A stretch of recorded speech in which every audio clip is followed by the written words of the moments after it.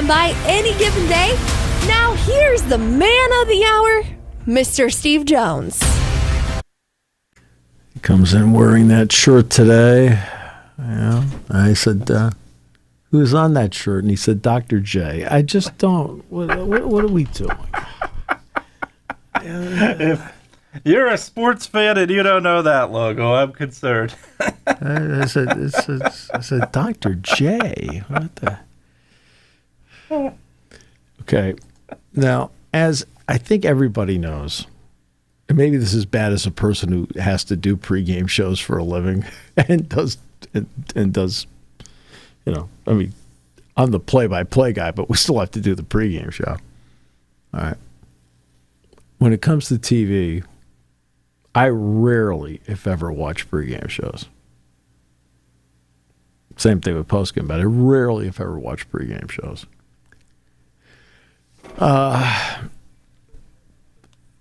My thought process is if I can't learn something, and Nick Saban can't do every segment, okay, all right. There's nothing. If I'm not going to learn something, I don't have an interest for it. And also at the same time, my schedule keeps me from watching certain things. But I'm talking about everything. NFL pregame shows, CBS, Fox, ESPN. No, and no. I don't think I've watched a second in the last 2 years of any of them. NBA, absolutely not. Except once in a while, like especially at halftime, I will catch the TNT guys. Yeah, especially in between games. Right. I mean, too late for post game. No offense. That's good TV. Yeah. Yep. Okay. So I don't have any interest in it. Once in a while, I'll see College Game Day. Now, once in a while, I'll watch College Basketball Game Day. Once in a while. So, because to the credit of Charles Barkley, he hits on why I don't. Now, that the TNT crew's they're going to be paid by TNT, but they're moving over to ESPN next year. All right, inside the NBA. So Charles Barkley, and this is written down, I'd seen he went on some rant about Kendrick Perkins. And I'm like, well, of course I didn't know anything about it. So I thought, well, let's at least read it. Well, then I read it, and it summed up to me why ESPN is such a problem in sports. I mean, and they're a problem. Now, the volume of games they put out is not a problem. Right. Not in the least. That part I love. Okay. So on Thursday's episode prior to TNT's coverage of a game between the Knicks and the Lakers, Charles Barkley ripped ESPN, specifically naming Kendrick Perkins for their coverage of the Lakers. Barkley started his rant by saying, quote, I saw a fool idiot on TV saying the Lakers saved the NBA.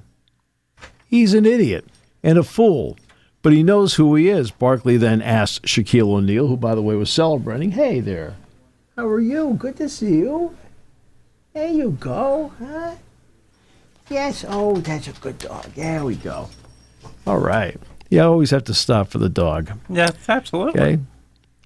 He says, to identify who he was talking about. When O'Neal failed to say so, Barkley just said, Kendrick Perkins. Okay.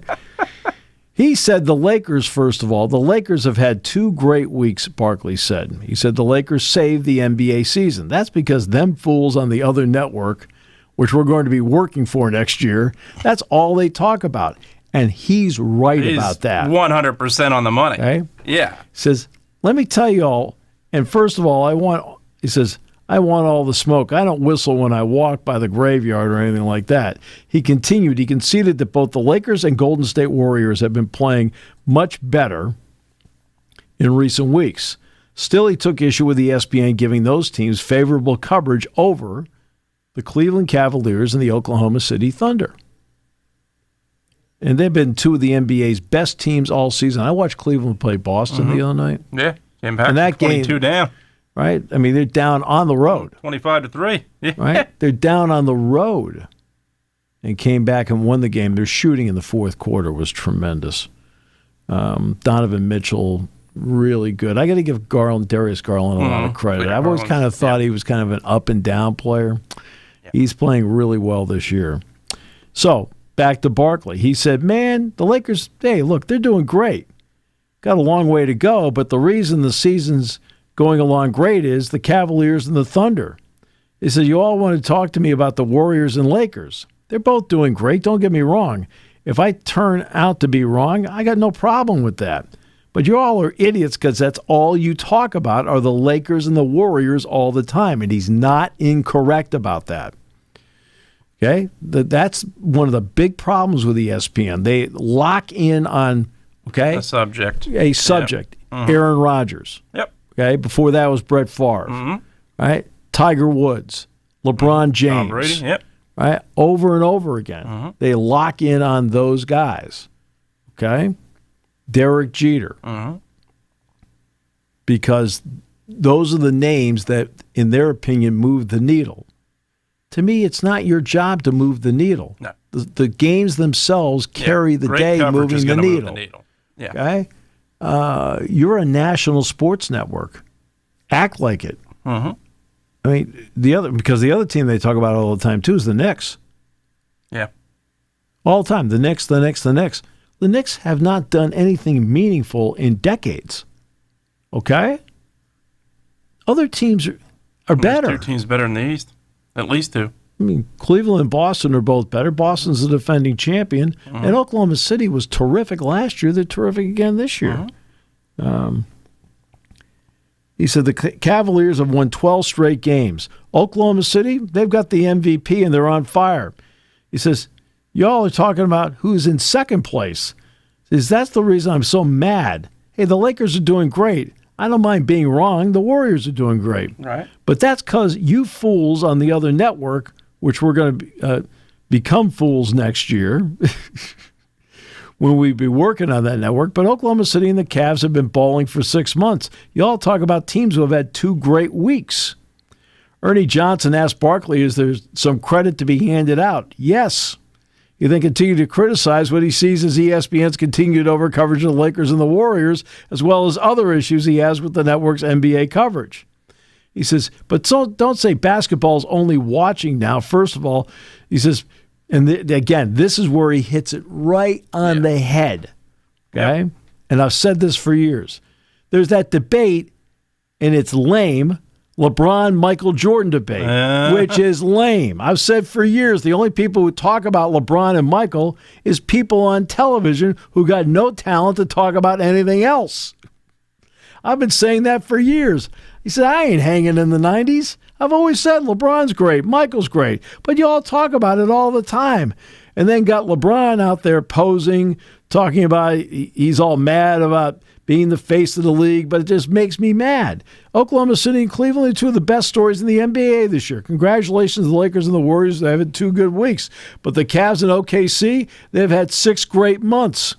While Barkley was ranting, O'Neal was laughing hysterically. Johnson asked Shaq if this was one of his favorite rants, and O'Neal said, yep. He says, I really needed that on my birthday. Okay. Not a thing he said was wrong. No. Not again, one thing. When it comes to the NFL, who gets the most coverage? It's not the Eagles. No. It's not the Steelers. Nope. And it's not the Kansas City Chiefs. No. It's the Dallas Cowboys. Say, it's the team that's in last place in the NFC East. It's the Dallas Cowboys. I forgot about the Giants. That was cruel. That was very cruel. That was. You took enough. You took enough at the Niners. I had to throw one jab in there. That's cruel. But yeah, no, it's still a bad team than the Cowboys. Right. But it's the Cowboys. Right. All the time. It's like a soap opera. You're like, yeah. I don't. Yeah. And networks buy into it. You know, there's not. It's and look, they move the needle in the sense that people watch the games. I get it, but But do they do the same? But they also do the same thing in college football, college basketball. Sure. Alabama, the SEC, boom, Duke basketball, Kentucky basketball, right? Ohio State. College game day on a weekend where Alabama and Auburn are playing, two potential number one seeds. They're playing each other. Now, they did go to Tuscaloosa when that game was down there. Yeah. And there's another game that's a big game this weekend. Is Florida playing Tennessee? Not sure. I'd have to look it up to see. But where's college game day this weekend? Duke and Carolina, probably? Yep, Duke, Carolina. That's where they are because that's all they know. Oh, you can't say that. I mean, Jay Billis is not doing the Duke North Carolina game. That should tell you enough right there. Right? The guys that tells you everything. Player. No, but that tells you that he and Schulman, they're the number one team. Yeah. Well, guess what? All right. Let's see here. Florida's got Ole Miss. It's not Florida. Let's see. Tennessee's got South Carolina. Which game is that? There's another game. Those are Alabama, Auburn, big. Ole Miss, Florida's pretty good, I guess. But they got Duke and North Carolina. Mm-hmm. North Carolina is 1-10 against quad one teams. Like, really? Like, okay. I mean, Ole Miss, Florida's pretty good, but Yeah. You've Kentucky, Missouri, I think, with St. John's. Oh, that's it. St. John's Marquette, right? Yeah. St. John's Marquette was the one I was thinking of. St. John's and Marquette. Now, that game's on Fox. Of course, it's a Fox thing. We don't want to go to Milwaukee. All right? We wouldn't want to cover Rick Pitino and Shaka Smart, would we? No. We're going to do game day at Duke and North Carolina. Really? Right. But that's their mindset. That's their mindset. And it is when they're doing games, and especially when they're not promoting something, because they spend a lot of times promoting on the broadcast, and that's not the announcer's fault. This is coming down on high. It's coming down, Right? Cold, hey, who do you think? Who are your top 6 college football teams? Like, these are two guys doing Cal and Miami. And I'm sitting there like going, I don't care what you think. You don't have a vote. Do the game. Your opinion is the same as, right, in terms of influence, the same as the people in the parking lot. Yeah. Right? There's 15 people that vote who's in this thing. 15, 16 people, whatever the number is. Right? They're the ones whose opinion matters. Okay? We already know you carry the college football playoff. I got that. It'd be nice if you put it on ABC.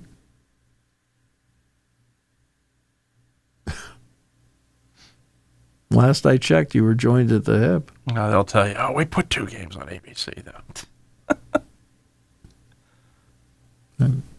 Yeah, absolutely. But this has been the issue. He has hit the nail right on the head. Absolutely. You couldn't say it better. They don't cover sports. No. They lock in on topics. Lock in on topics. The Lakers this, the Lakers that, the Lakers this, the Lakers that. Like, okay. Right? The Knicks this, the Knicks that, the Knicks this, that. Hey, Steph and Golden State. Yeah, Steph and Golden State. Great. Well, there's a big wide world out there. Mm-hmm. It's one thing about the NHL. They do spread the wealth in the NHL when they cover it. They don't know enough about it. That's the biggest thing. It's a big part of it. I think that's a big part of it. It's a big part of it.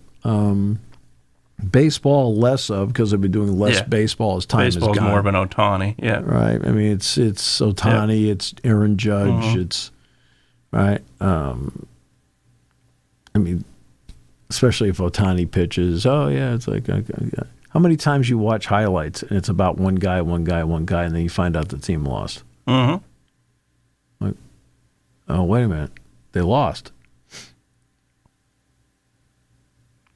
And I have no problem with their chasing history. If you're putting that in the highlight, Ohtani's going for 61 home runs or something. No, I have no problem with that. LeBron, they broke away. I did not see it, but I know they broke away to show LeBron scoring his 50,000 points. Yeah, absolutely. Well, that's a piece of history. It's never happened before. Yeah, and I have no problem I got with that. I understand that part. But yeah, it is the other stuff. Absolutely. And the big part of it, he nailed it with Perkins, and goes back to the discussion. And I don't know what Perkins did or didn't do because I didn't watch. Even just that comment alone, though, you go back to the discussion we had 2 or 3 days ago on here, how history and dynasty, those terms are used way too much. Sure. To say something like they saved the NBA for crying out loud, Magic Johnson and Larry Bird saved the NBA. Right. The NBA was not even on live television before the two of them came around. The All-Star game was a complete afterthought. There were more people attended literally a T-ball, your T-ball game than attended the All-Star game. And you're going to sit there and say, well, the Lakers now save the NBA. No, that's saving the NBA is where it is there. Well, you just went through an All-Star weekend, which was just like you didn't feel like they took the festivities seriously. Right. And then I was up against the Four Nations Cup, where people are out there grinding their guts out trying to win. Yeah. Well, that's what people want to watch. They want to watch. Absolutely. The Four Nations Cup, interesting enough, it was an exhibition. But you had everybody treating it like it was the biggest thing going. I'm talking about the players. And because the players treated it that way, the fans got attached to it and watched it. They had over 9 million viewers for USA Canada in the final. Like, really? And meanwhile, the NBA All-Star game, everybody walked away and said, well, this is bad. Because you have the players who, some of them want to sit out all the time and load management. And then when they all beg to be in this game, and then they play it and nobody plays the game right. Like, okay. And it's just, and this is, so when he's talking about that part of it, the Luka trade has brought a lot of interest, at least to the Lakers again. But again, it's just not, they don't do a good job of covering sports, and I have to spend a lot of time in class, which I'm not going to do any longer, but I've spent a lot of time in class telling them that you've got to trust your own instincts on things. I said, if you want to talk about the Oklahoma City Thunder, go ahead. Because if you're following sports, they're a great story. The Cavaliers have been a great story from day one. Everybody kept waiting for that team to fold. Well, it's been 6 months, haven't folded. They're pretty darn good. Yep. They're pretty darn good. 52-10. But it's the same thing across the board. Like last year, how many people really knew about how well the Kansas City Royals were playing last year and Bobby Witt Jr.? Yeah, absolutely. Right? Well, Aaron Judge doesn't play for the Royals. Shohei Ohtani doesn't play for the Royals.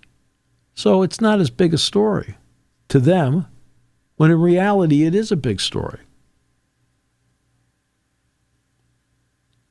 I'm sorry. I've never... In the early days of ESPN, I could not wait till SportsCenter came on. Yeah, it was a great show. Absolutely. Right? This is back in the 80s. Yeah. Like, oh, man, I'm going to get all the highlights because, not every game was on at that time. And, cable was still in its infancy. And, I felt fortunate we had it here, that we could get it on cable here. It's like, great. And I'd watch that thing because that's where I got my sports news. And now it's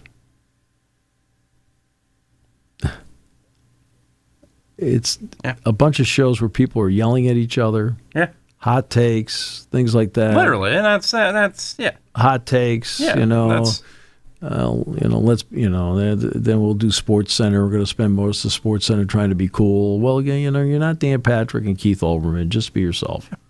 That's why I like it. It's a guy I really like in there. It's Kevin Connors. Yeah. Want to know why? Kevin Connors just goes out and he's Kevin Connors. His job. Yeah.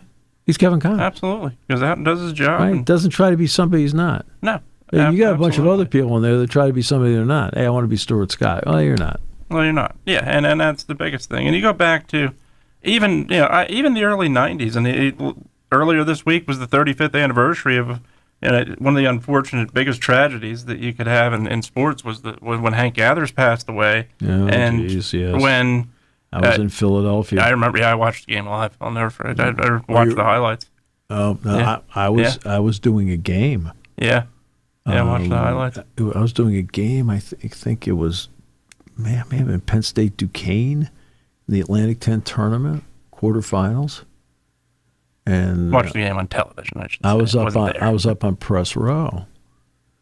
And I remember, so you're up on that press row they have at the Palestra, so all the pipes are right over your head. And I think it was snowing that night. And somebody came down. They said Hank Gathers collapsed. Mm-hmm. Okay, that's all they told us. So I remember I was on a commercial break because I did the game alone that night. So I had to do the game alone that night. So I had to mention when we came out of a commercial break, I said, just so everybody knows, because he had collapsed before earlier in the season. Yeah. I said, second time this season he's collapsed. There's no word on his condition. Right. Because it was in the conference tournament. Right. And it wasn't until the post game, I think when I finished up, so we were done, we're off the air. Finally, somebody came over to tell a few of us, hey, by the way, he passed away. You're like, yeah, it was. In the city, in Philadelphia, the city was just absolutely crestfallen. Yeah, and you go back to how Chris Berman covered it. That doesn't happen today. Just how great of a job he did with that was exceptional, and that's just literally. And even obviously they showed the graphic part not even a second before the graphic part. We're talking 10 to 15 seconds. We're about to show this. Please, turn your head, go a step away. That's good coverage. Yeah, that's great coverage, and it's unfortunately they just don't have that anymore. Yeah.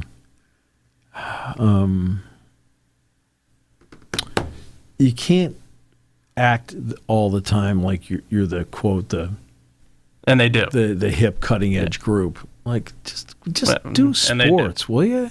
They act as if what they say goes, and oh my goodness, and it's not. And I don't mind people having an opinion. No, I never did. Okay, but Kirk Herbstreit has an opinion. Yeah. That's fine. It's we may have a different take using the same facts. Yeah. Or we may have the same take using the same facts.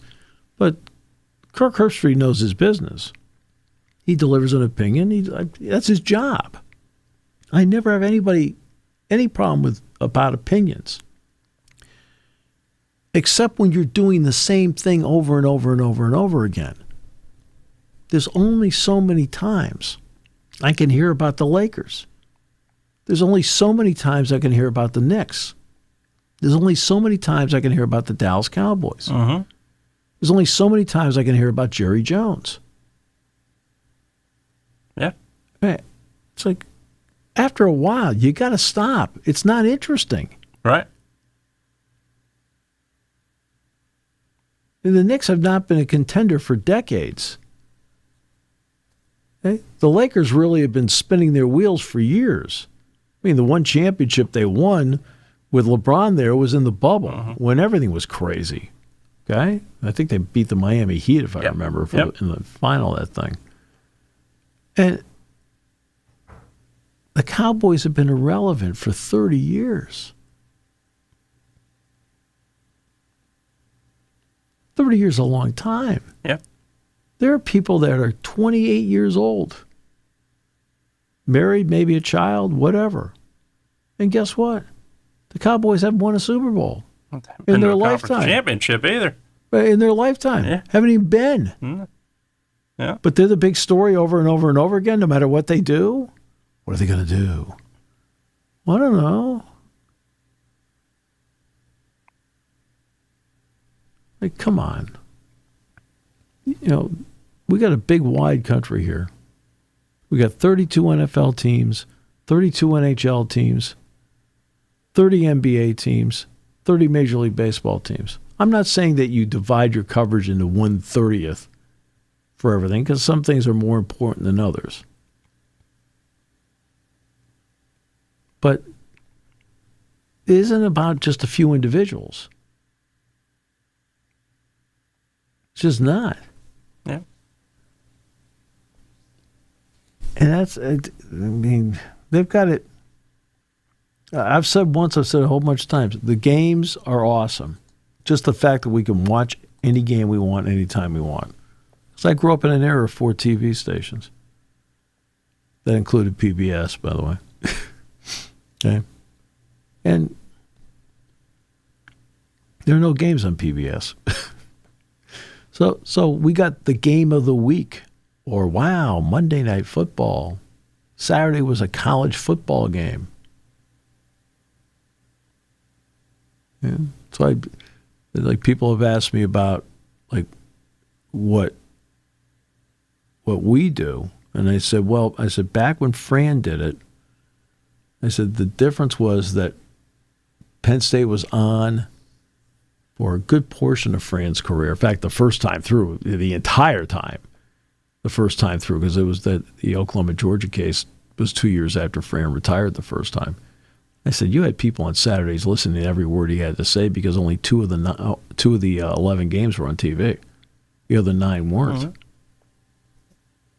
I said, now the difference is today is that we're on national radio every week. I mean, every week because of Sirius XM. And obviously we've got that camera in the booth. People can watch anywhere in the world they want. That's a big difference. So, that's the difference between that era and this era. There's still people in the stands that listen. There's still people that turn down the TVs to listen. But we're on national radio. I've had people telling me, I was driving in the car, and I was in Illinois, and I'm listening to you guys do the game. All right. I live in Arizona. I listen to you guys on Sirius XM all the time. San Diego, because we're on national radio now. But they're fans of teams all over America, all over the country. They aren't all Dallas Cowboys fans. And they all don't hate the Dallas Cowboys. They aren't all Lakers fans, right? And this, how I've made fun of over the years who has the greater legacy, LeBron or Tom Brady. I said that's an ESPN talk show. Uh-huh. That usually comes up, I don't know how many times a month. Or who's the better player, LeBron or Michael? Man, it's like, come on. LeBron James would have been an awesome player in the 40s, and so would have Michael Jordan. Uh-huh. Right? Guess what? Larry Bird and Magic Johnson could come out there right now, could go out there in their primes, and they'd be two of the great players right now. I've always felt if you're a great player, you can play any era. But that's a ridiculous thing to talk about in the air. Who cares? We all know that Tom Brady was a far superior quarterback to Joe Montana. That's right. Absolutely. See, the first step for you in recovery is admitting it. Steve Young was much better than Joe Montana. No. Especially in the playoffs. He's starting to get his blood boiling a little bit. Especially in the playoffs, Steve Young. Oh, man. But, it's just... Home games, no less. It's just...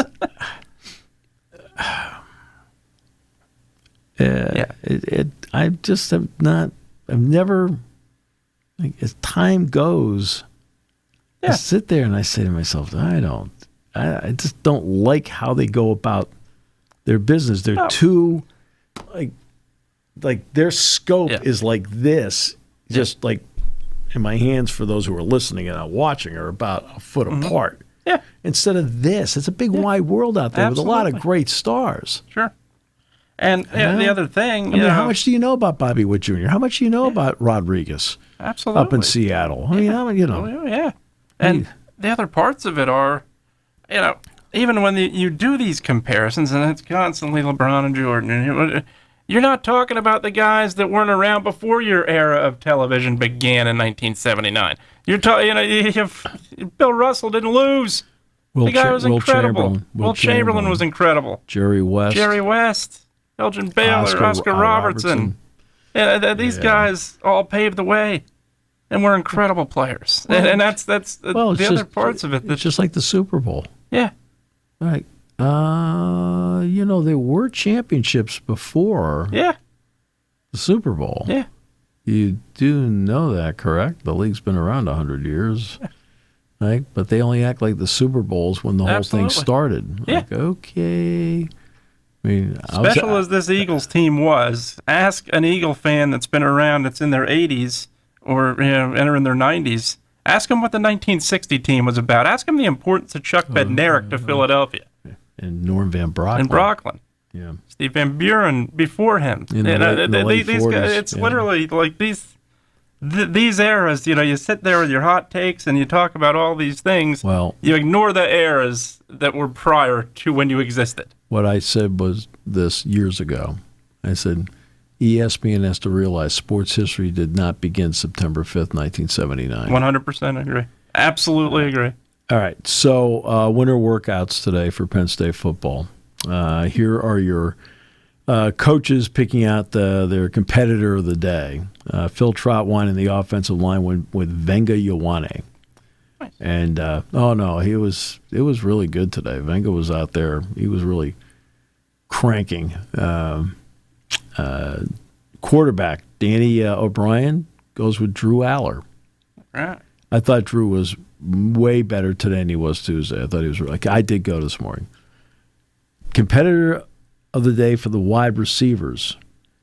I want to tell you right now, this guy is, for a wide receiver, okay, this guy is built and he's effort.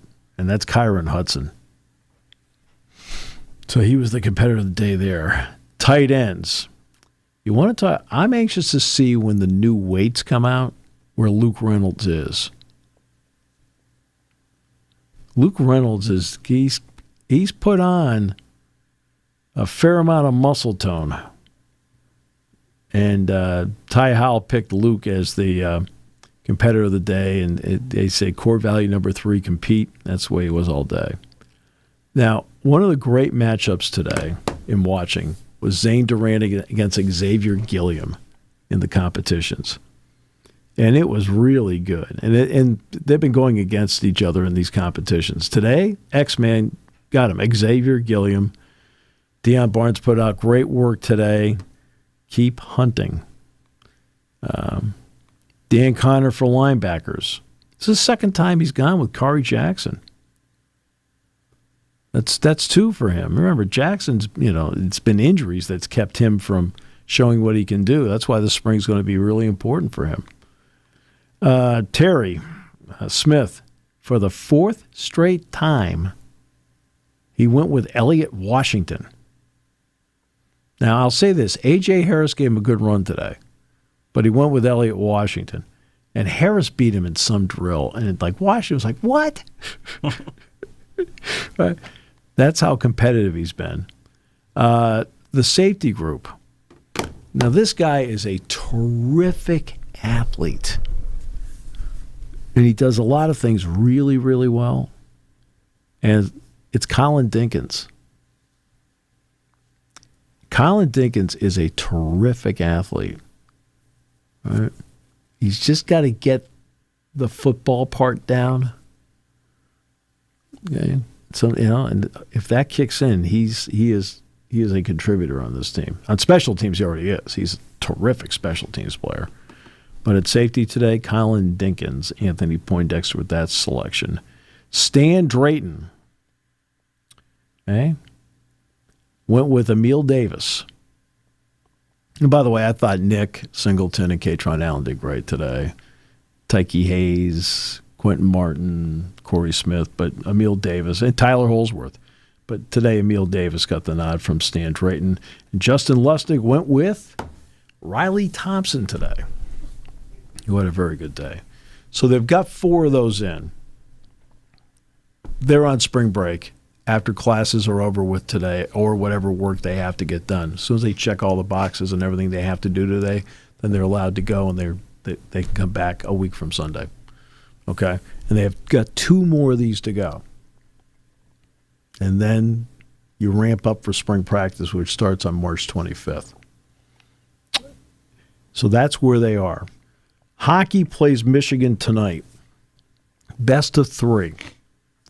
In some ways, as much as you'd love to play this at Pagula, and you would, of course. Sure. But on pairwise right now, Penn State's 14. Again, let's go back to what I've talked about in polls over the years. Polls are great for publicity. Polls are great for anticipation, excitement. It gets the fans really interested when they see a poll. Hey, by the way, here's 16th ranked Maryland coming in to play Penn State in basketball. Here's Penn State hockey taking on number 2 Minnesota at home. Right? That's great. But there's those polls, which are fine, done in, with good intent, and then there's the reality poll. Well, the reality poll is the College Football Playoff Committee. The reality poll is the NCAA Tournament Basketball Committee. And the reality poll you need to look at if you love hockey is pairwise. Okay? Now, you may not agree with how they arrive with their metrics to get you 1 through 25, but it still is the gauge that tells you where a team really is. Sure. I mean, that's the reality of it, whether you like it or not. It's not the U.S. Hockey Writers Association. It's, okay? Pairwise gives you an idea what the committee's looking at. So Penn State's 14 right now. 14 puts you in. If you win over Michigan twice, you're way in. And no matter what you do next, no matter what you do in the next round and the semifinals, it's irrelevant. You'll be in. So that's what this is about. The Big Ten Wrestling Championships. The goal, get 10 through. You have 5 number ones, 3 number 2s, and 2 number 4s. If that holds, you'll get all 10 through. And they'll all go to Philadelphia. This will be at Northwestern. Penn State is a heavy favorite. You have the best and deepest wrestling program in the country. But now, we talk about the depth of the wrestling program. Well, now it's down to 10 guys. Okay? Depth will help you in the wrestling room, but now it's down to 10. So they've got to go out, rack up not only as many points as possible, but do something individually to make sure they get themselves to Philadelphia, get themselves on a podium, and get to Philly. And that's what it's all about. And, it's one thing to sit there and say that's been the hottest college hockey team in the country over the past few weeks. That's true. Wrestling has been the hottest program of any kind in the last dozen years. They've won 70 consecutive dual meets? Yeah. Now, this isn't a dual meet anymore. Okay, this is about points. And this is why they've asked Cale about a dual meet championship. And they say it'd add more juice to the sport. I see exactly where Cale's coming from, because they don't know where to put it. Right. Because they talk about putting it at the beginning of the season. Well, this isn't NASCAR. It's like they've raced the Daytona 500 first. No. There's a lot of excitement already in wrestling by this weekend. Sure. Followed by Philadelphia. And you're already in a conference that has excitement. Yeah, right. Excitement almost week in and week out. Right. I mean, and next year it's at Penn State, and then it's at Cleveland. I'm glad you agreed. Yep. Champions are championships. You scare the daylights out of me. Cleveland's been getting pretty lucky lately. They had the women's Final Four last year. That was probably your most popular women's Final Four in terms of attendance. No question. Yeah. It was the most popular TV ratings-wise. Yeah. But that is, so they've got a lot of excitement, and they build to it. Sure. Because it's not just a weekend in Philadelphia. The Big Ten weekend is an incredible wrestling weekend. The dual meet championship, yeah.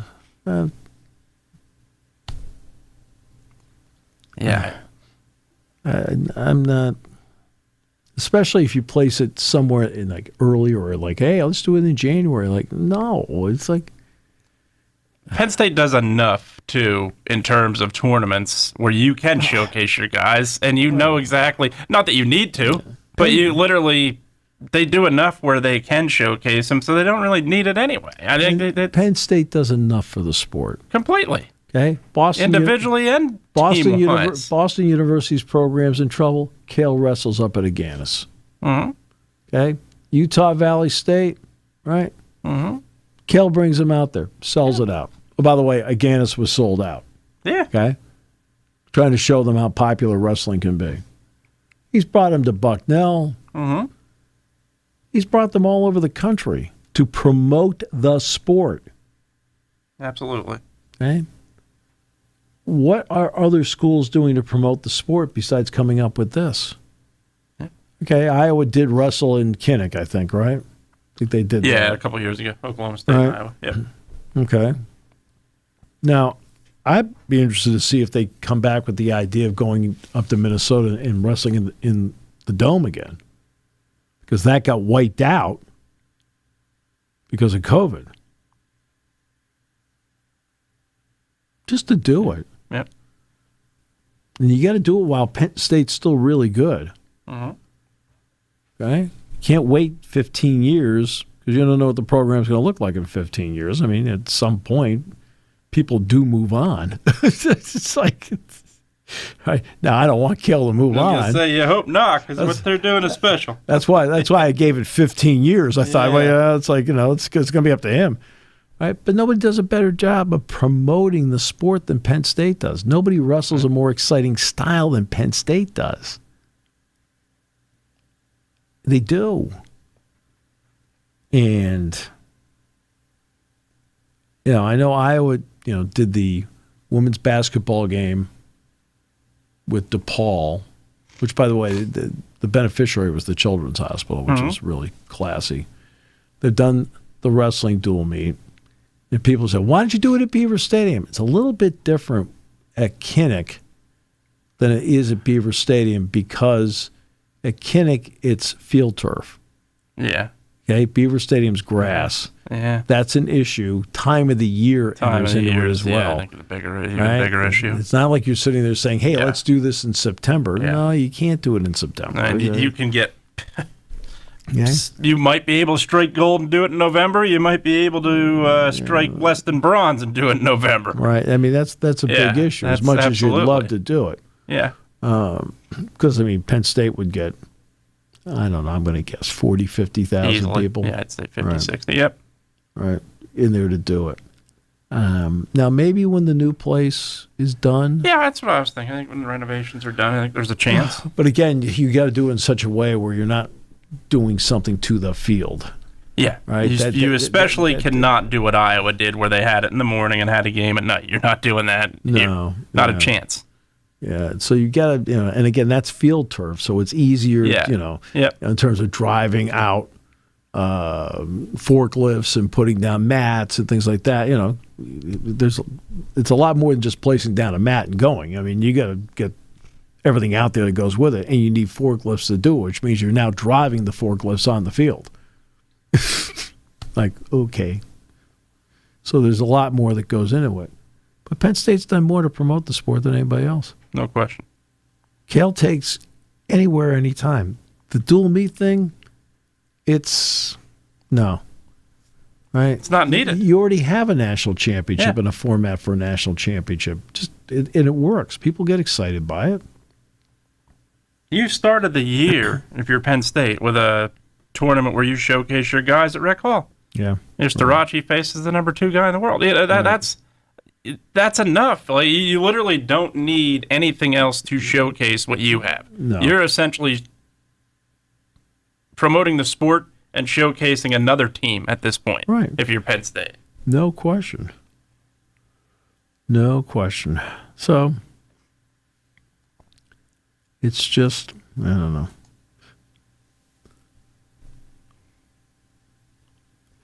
Yeah. I don't blame. First of all, I don't blame people for coming up with ideas. No, it's I don't okay to have ideas and to discuss ideas. Yeah, and I think they also know from a national perspective, wrestling still isn't bringing in the revenue you want it to bring in, but I think it's as hot of a product right now as it is because of Penn State. You're able to promote it nationally. These guys are getting better NIL deals. You're clearly seeing wrestlers get in. So now you are promoting it at that level. You want to take it to the next level. I fully understand it, but easier said than done, and I don't think it's needed if you're Penn State. No. Well, Cale, I'm with Cale all the way in this one. Same here. You know, he always has his finger on the pulse of what's best for the sport. Simple as that. So those are 2 big things this weekend. Penn State basketball is at Wisconsin tomorrow at 1. It's on Peacock.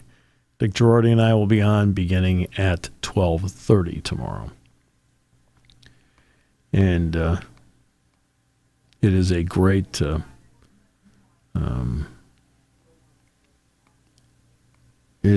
weekend for basketball. Michigan State has clinched the number 1 seed for the Big Ten tournament.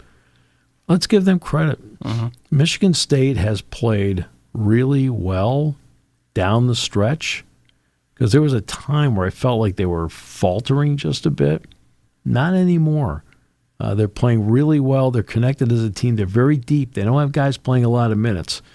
Having the freshman Jace Richardson come on the way he has been that added athlete that makes a difference in their lineup. It's not a star-based lineup.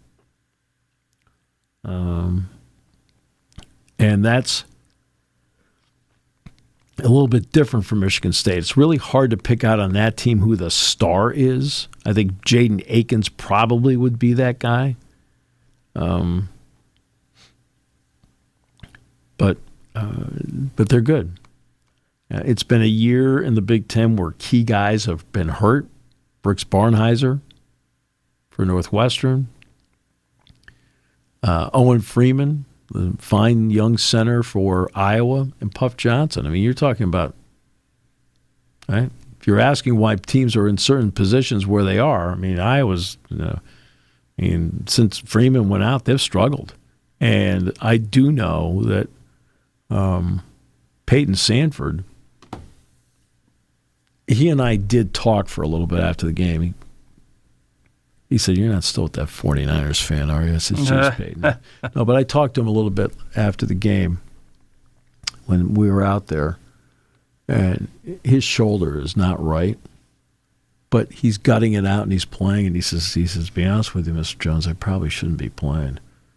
He says, "But he says they say I can't do more damage to it, but he's been playing hurt, and now Freeman's also out, so it's like it's everything's." These things happen, and you have certain segments of the fan base, and it's only certain segments, but you do have certain segments of the fan base that are unforgiving when it comes to injuries. Mm-hmm. Oh, that's just an excuse. Okay, over here in the back, I'm just asking you here for a friend. If the guy that's stepping in for him is so good, why wasn't he starting? Or the guy you're bringing in is really good, who had been on the bench but is really good. Well, who's replacing the guy off the bench who's in his spot now because now he has to start? There's a domino effect to stuff like that, where you're getting by the best you can. I mean, the Kansas City Chiefs, were they better without Rashee Rice this year? Were they better without Isaiah Pacheco when he was out for 2 months? The Raiders better without Gardner Minshew? Okay, it's a different one. Kidding. When Dallas Goedert was out, how much better was the Eagles' offense when Dallas Goedert got back in the lineup? Wow. Quite a difference. It's amazing when it comes to injury. That's an excuse. No, it's just a reality. It's a reality. And unfortunately, it does happen to everybody. There's no getting around it. I mean, it's not surprising the Yankees have been in the playoffs 2 of the last 3 years where Judge hit 62 home runs. And how many did he hit this year? 56, 57? Yeah, 50s. Yep. Yeah, okay. Right? What about the one in between? Oh, he was hurt all year. Oh. And how well did they do? Not so well. Okay. The Braves, Ronald Acuna Jr. Twice now. Yep. Right. There's certain people that, like, they're not irreplaceable. Somebody has to play. But, no offense. That's always been my running joke about wins above replacement. Over here in the back, if Mike Trout gets hurt, the guy replacing him is not as good. So I already got that part down. By the way, Penn State baseball, 8 in a row. Indiana, doubleheader starting now. Yes, Twin Bill now. How about that? Yeah. Right, then no game tomorrow, and then 1 o'clock on Sunday. I was going to give you my tickets for tomorrow just to see if you'd go.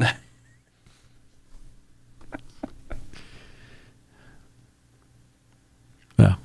Back in the day, there were people that tried to broke tickets on the streets that would do that. Oh, I got 2 tickets from the game, and the date on them said last week. Now, I didn't buy them, trust me. But I've seen many times where they've done that. Yeah. Not so easy now that they're electronic. Mm-hmm. Yes. Yes. So.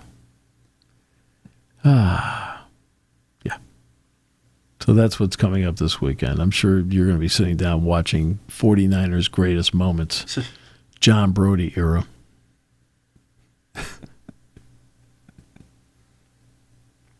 Ken Willard. John David Crow. The $1 million backfield. Dave Parks. There you go. So that wraps it up for today. Yeah. It's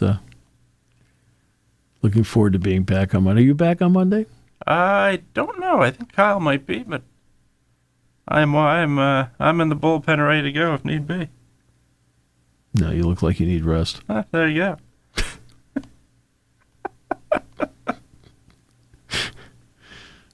Have a great weekend. And I've watched that